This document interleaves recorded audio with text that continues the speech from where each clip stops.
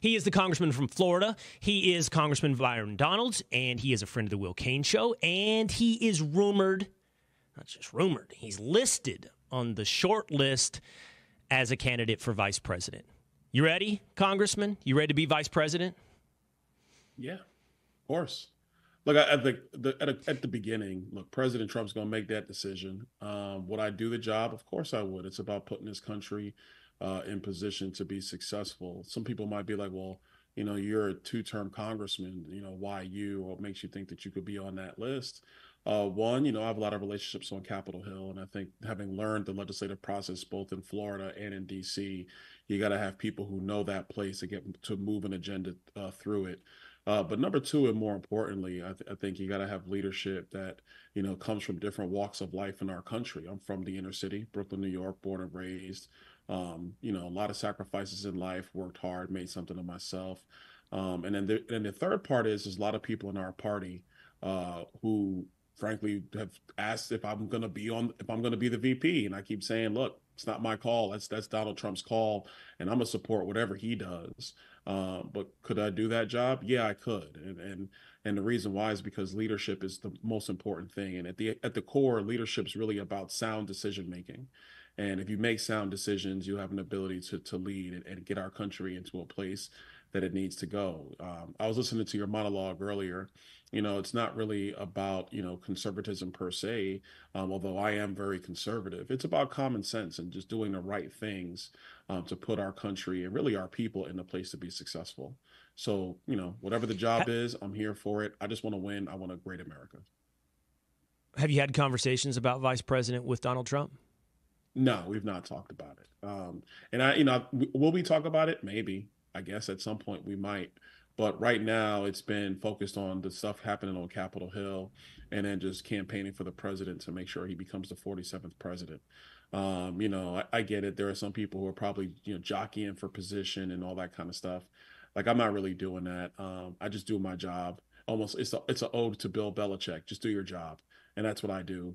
And I think it is pretty cool, though, I will say, that people, in our politics, in our party, think that highly of what I've done so far that they think that I could go on a ticket. You're from Florida. Donald Trump's from Florida. Many have pointed out constitutionally you guys would be barred from a joint ticket together. I guess theoretically, Donald Trump could change his primary residence back to New Jersey. So that is not something you, as a potential candidate for VP, you would have some logistics as a team to work out on the ticket. Mm-hmm.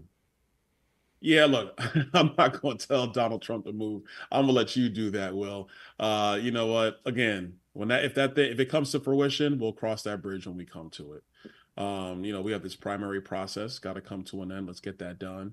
I think the VP stuff, it'll take care of itself. Like, I really do believe that. I got excited to even run for Congress, really to try to help shape politics overall, do great things for my district and put our country in a better position. So, I'm not a lifer. I don't think I'm gonna be around forever. I gave myself 10 years to do this.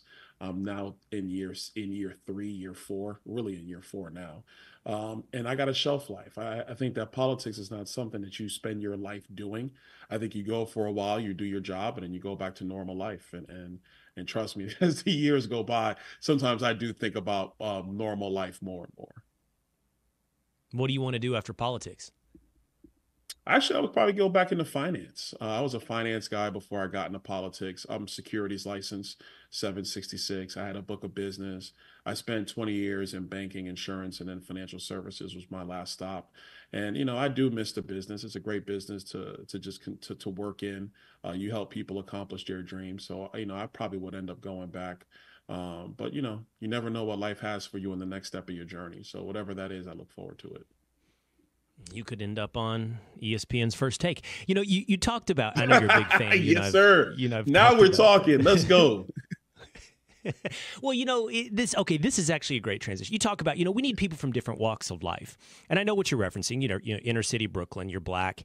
But there's something that, I've thought about. You and I, and maybe it's our mutual love of sports. You just invoked Bill Belichick. But I noticed this when I was at ESPN as well. Like, and I'm not looking to get too like philosophical about race, but I had this unique relationship with a lot of the guys at ESPN, specifically, well, not exclusively, but specifically the black guys at ESPN, where they came at me with a certain level of skepticism because, I don't want to say my politics, but my bias, my ideology, my point of view was obvious on first take. And then they would find out, and this is kind of my characterization, Congressman, that I'm just kind of a dude. I'm just a guy, like I like sports. I like to give each other a hard time. I like to laugh. I like to have fun with one another. I don't take myself too seriously. And I think that's kind of one of the reasons you and I have hit it off to some extent, that whether or not you're black and I'm white, we're both dudes, and as I look across Washington, Congressman, I'm not sure there are a lot of dudes.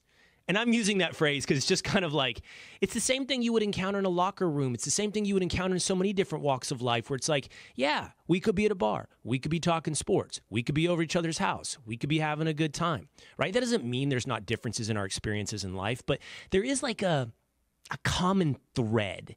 And I'm curious, like, do you see that a lot in D.C.? Because I don't see a lot of dudes in Washington, D.C. I mean, look, I'll put it this way. There's a handful of members I hang out with where, we talk normal life. We don't just talk about what happened on the floor or what's happening with the leadership or anything like that. I think because even us, we need to be able to decompress. There's a handful of guys, we go grab cigars or we'll have drinks or we'll just hang out and just talk mess, watch games, whatever. And you got to be able to do that, man. I mean, you got to enjoy life. Life on Capitol Hill can be stressful. But at the end of the day, we're still people. And I found like even when I was in the state legislature, there was a handful of guys that I just hung out with. And, we always would chop it up and, you have fun, crack jokes and just be men, even though there's an awesome responsibility, that we have. So I would say I would say what you're saying is accurate. Look, there's a lot of different ways to get to Capitol Hill. Some people are political lifers and that's all well and good. That's just not been my experience. And so, I like to, spend time with guys who are just fun. They have a good time. Who do you chop it up with on Capitol Hill? Oh, man. I hang out with Corey Mills. I hang out with Rich McCormick, Pat Fallon. I hang out, me and him. I hang out every now and again. Wesley Hunt, my guy to Texas. He's a fool. He's a character. So we always have a good time. Mark Green, who's actually going to be leaving us soon. A bunch of us are getting together in a couple of days. We're going to hang out. There's a bunch of us that just get together periodically, in spite the schedules and in spite the travel. So here's a relationship I'm curious about. I'm curious about your relationship with Jamal Bowman, Congressman, Democrat, New York. You're originally from New York, so I imagine you and Jamal have some similar life experiences, or I don't know if you grew up the same way, but grow up in the same town. You have some commonalities. And I saw that video. You may have done it more than once, where you and Congressman Bowman have been on the front steps of the Capitol, basically doing an episode of First Take over some kind of congressional issue. And I'm kind of curious, like, what is your relationship like with Bowman? Actually, it's pretty good. It's a good relationship. We don't see each other too often, but when we cross paths, we say hello, engage a little bit, see what's going on in his world, see, with respect to family, like, man, how's your family doing? How's my family doing? Stuff like that. What happened on the steps was just purely organic, because one of the first conversations we had was nothing about politics. It was football. And we were talking about the Giants at the time. And so, we were just going back and forth over football, talking about different teams, how we saw the season going. And so every time we would talk, we would actually not talk politics. One of the things that most people don't understand is that there's not a lot of debating that goes on in Washington. There's actually very few debates in Washington. Everybody just kind of gives speeches and they go on about their business. So when you see a member and you engage, you end up talking about something that you find common ground on. For us, it was football. So then when I got down to the state, we would argue like, you argue like you argue in a barbershop. So we were arguing over football like that. And then when they came to the Capitol steps, because we had already engaged in that back and forth before, then the cameras just got to see it. But it was about politics, and it was about, I think it was about the time it was about President Trump and Joe Biden, and he was like, what about Ron DeSantis? And I was just like, yeah, come on, man. Everybody knows that Ron DeSantis is better than Joe Biden. You know that. Almost like how it's in the barbershop, we have that conversation about who's better, Michael or Kobe or LeBron, or who's the better quarterback, Peyton or Tom Brady, or now you got to put in Patrick Mahomes. I mean, this guy's phenomenal. But those are the conversations we would have behind the scenes, and it's spilled out for the cameras to see. Is he any good on football? Does he know what he's talking about when it comes to the Giants? No, I mean, like football and politics, he doesn't know what he's talking about, but that's okay. It's my job to educate him. Did you educate him on fire alarms? Did you teach him when and where you can pull a fire alarm? Yeah, I stayed away from the fire alarm stuff. So, he talked to me about it briefly, and I just looked at him and I'm like, come on, dude, really? Like, bro, come on. And then I just left it at that. Well, what's funny? We just moved on. I saw that. And again, like,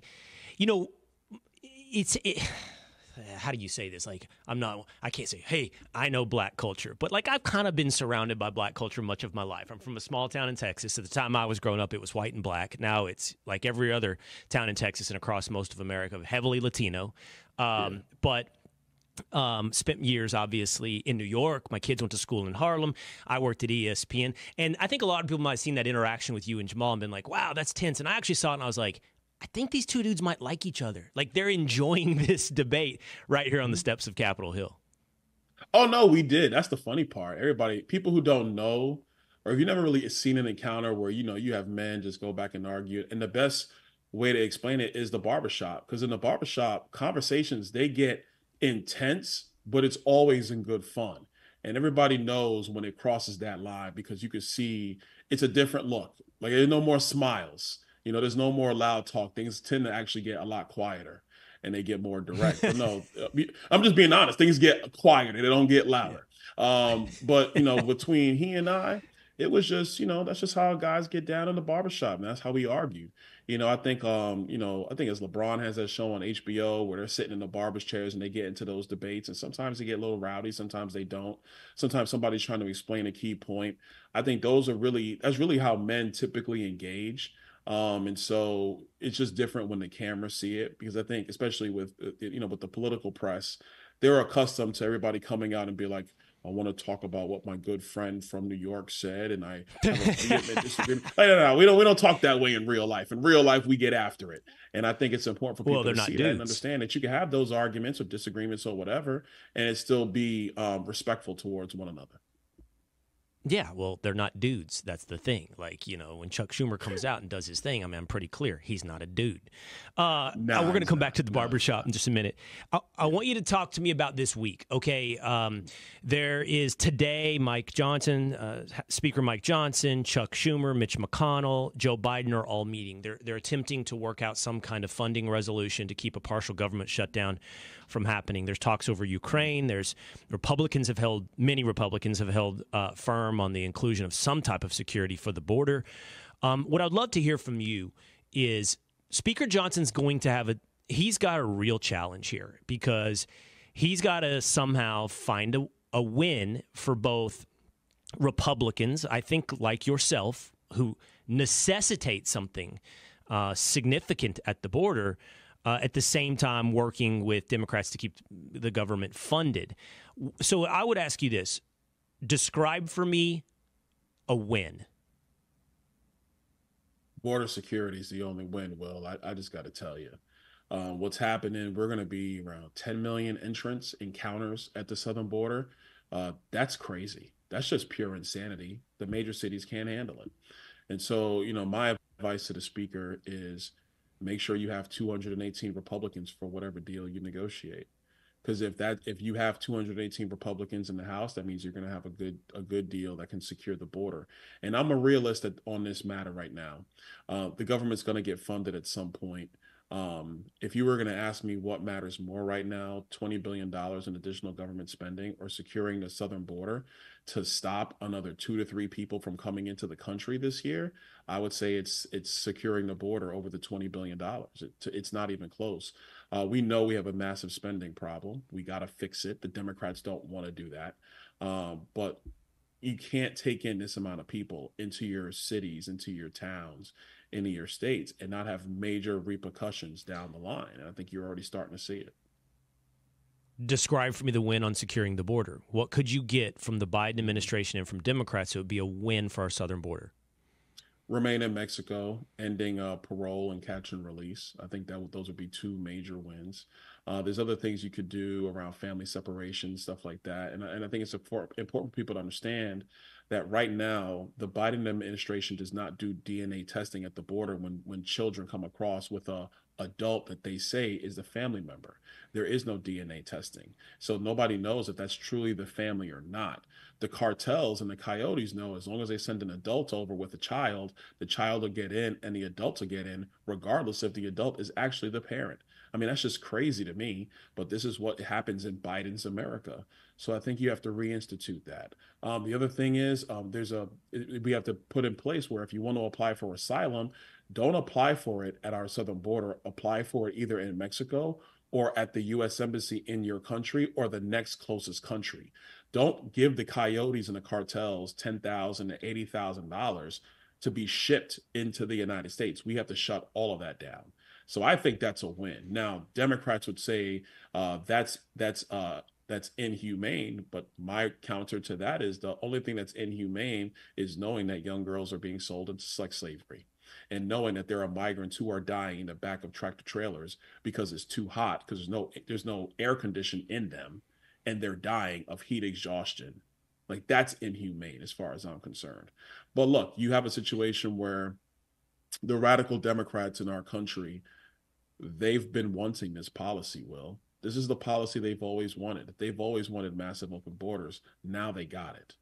And my concern is that the American people are seeing now how terrible of a policy this is, and it's not going to work out for our country. Why do they want massive open borders? Because I think in their view that the United States is the one opportunity for a lot of people to be successful. And I do agree with that. It's a great opportunity for people to be successful. And they view that having borders and restricting immigration is not in the best interest of people. But my concern as a member of Congress and even as a citizen is not about what everybody in the world wants. It's about what's best for the United States of America. Look, to simplify it, man, everybody in their life, if you're a dude, you've thrown a great party. You've had a great party at your house. Everybody comes over. People are calling you, be like, hey, I didn't get an invite. And you're like, oh, man, I'm so sorry. Things were busy. Come on by. Here's the address. Come through. But at some point, the party's over and you can't stay. When I was in college, they would say, you ain't got to go home, but you can't stay here. And that's the situation in the country as well. You can come to our country, work hard, make something of yourself, but you got to come the right way. You can't just try to to jump into a party you weren't invited to and then think you can stay just because you walked in the door. That's not right. And if that's how we deal with our own homes and our own property, we should deal that way as a nation. But the Democrats don't feel that way. They have been wanting this open border strategy for a very long time. They feel that no nation should have borders, that people should be able to move freely in order to just make the best of themselves. But the reality is that you have to maintain the order of a country, because if you don't do that, you don't have order. If you don't have order, you can't have a strong economy. If you can't have a strong economy, people in your own country suffer. And that's to the detriment of the American people. That's why I'll never support it. Yeah, I think that's right. I think it's at the end of the rainbow, it's a lack of a belief in the nation state or the virtuousness of the nation state and some empathy-driven idea that, you've got to have open arms to anyone who is in need. That's actually, I think, the philosophical end of the rainbow. I think it's also generous because I do think there's some strategic stuff at play as well over the short term when it comes to changing the electorate. When you brought up DNA testing and you brought up asylum, the case in Georgia is an illustration of both of those, where the illegal immigrant killed that woman at the University of Georgia because from what we know, I believe he had an arranged or a marriage of convenience to avail himself of the asylum laws. I don't know if he came over with a woman, they had a child with them. I don't know genetically if it is his child, but they claim family status, which helps their asylum claim. And you see right there that's a case where your potential solutions very probably could have had a positive impact that averted the murder of a young woman in Georgia. Now, the question is, I think, Congressman, if you got all that, and I think all of that is unlikely because, well, there's a Democrat Senate and there's a Democrat president.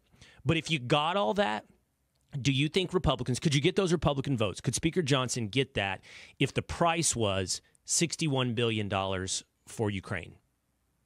I think the better way to say it is that you would get the votes on the floor. Now, there are members of our conference who are not going to vote for Ukraine funding.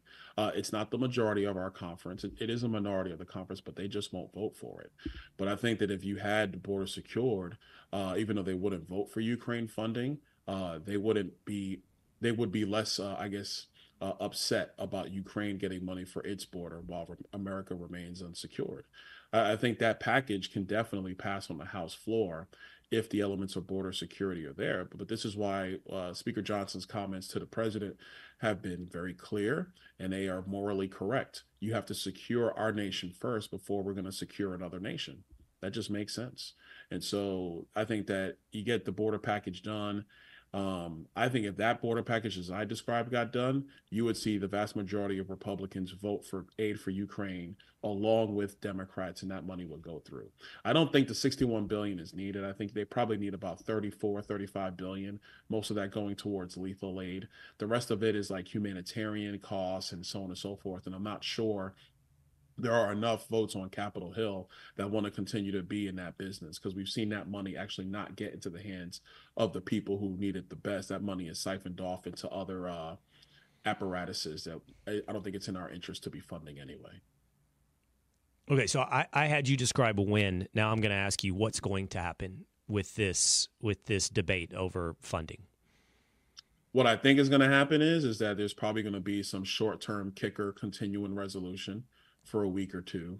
I think there's going to be probably two appropriation bills. We call them a mini bus and a mega bus, or there'll probably be three mini buses. And what I mean by that is that they'll put two or three of the appropriation bills together in a package, and that now creates a mini bus. If you put 8 or 9 of them together in another package, that's the mega bus. The thing that nobody wants to see on our side is an omnibus package. Means you put all the spending into one bill.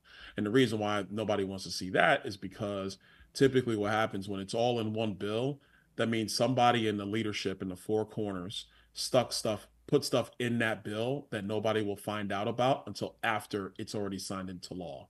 And that's how you get some of these stupid programs that get funded that end up pissing people off, because they got jammed all together in one bill and nobody had a chance to read it, review it, object to it.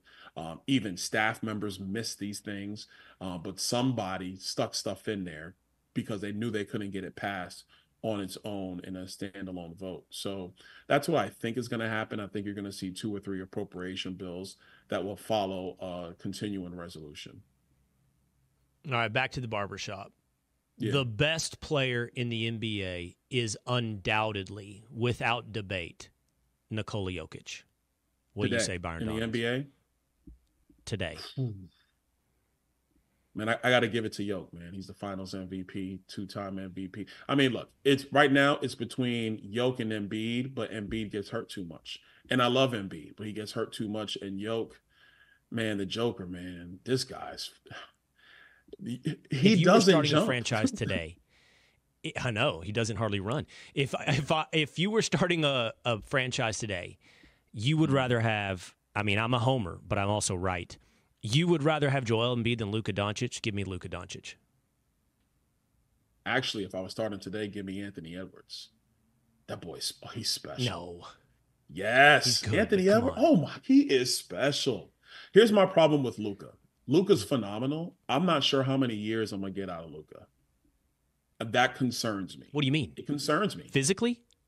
Yeah, it's really about his physical nature. I mean, Luka, he's a big boy now, but as he gets older, he's going to have to be able to keep his weight under control, because it's only going to hurt his athleticism. I mean, his game isn't an athletic game, but it will hurt him in terms of staying healthy. That's my only concern about Luka. But Anthony Edwards, oh man, this guy. There are rare athletic specimens like him. Vision doesn't age. A brain only gets better, and that's Luka's superpower. Seeing angles, seeing passes, seeing the floor, controlling it not just with your speed, but with how slow you can go as well. I have no concerns that age 40, Luka will be LeBron James. No, I totally disagree with you. Luka gets hurt now. You don't get listen. He's on No, he another doesn't. network. Shannon Sharp says it better than anybody. You don't get healthier playing professional sports.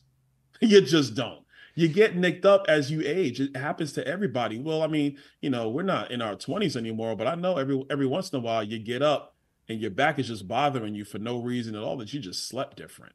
It happens. And so my concern for Luka is, look, LeBron he's the best athlete I've ever seen play any sport anywhere. And he takes care of his body. You cannot confuse LeBron James and Luka Doncic in terms of care and That's fine. concern for their body and their athleticism. I'm sorry, you just can't make that Everybody's comparison. doubted him Everybody's doubted him through this point. I mean, I can't believe it's like people just give me gold. They just leave it on the side of the road and I pick it up. Like I'm the one that said Stephen A, your boy Shannon. Which, by the way, if you invoke Shannon Sharp on a basketball debate, you're usually losing. You're just leaving gold on the side of the road for me when it comes to Luka. I you know love what we Luka. should do? I do love Luka, but We should have you on Fridays. It's the Will Kane Show's sports exclusive podcast. And then we just do sports for 1 hour, you and me. Listen, count me in. We could do that. Listen, I got to tell you, man, I love talking sports. I don't get to do it much. Love sports, love football. I was telling a couple of my friends, I was like, man, the Chiefs going to win this Super Bowl. They're like, no, they're not. San Francisco got the better team. And I said, they do. But Patrick Mahomes is different caliber. That's right. Different guy. That's right. Different level. Patrick Mahomes. Congressman Byron Donalds, I mean it. I'll always tell you when I think you're wrong, but I think you represent one of the potentials for inspiration and a positive vision for this movement moving forward. So I appreciate you, and I appreciate you being on the Will Kane Show. Hey, listen, thanks, Will. Thanks for having me on. Take it easy.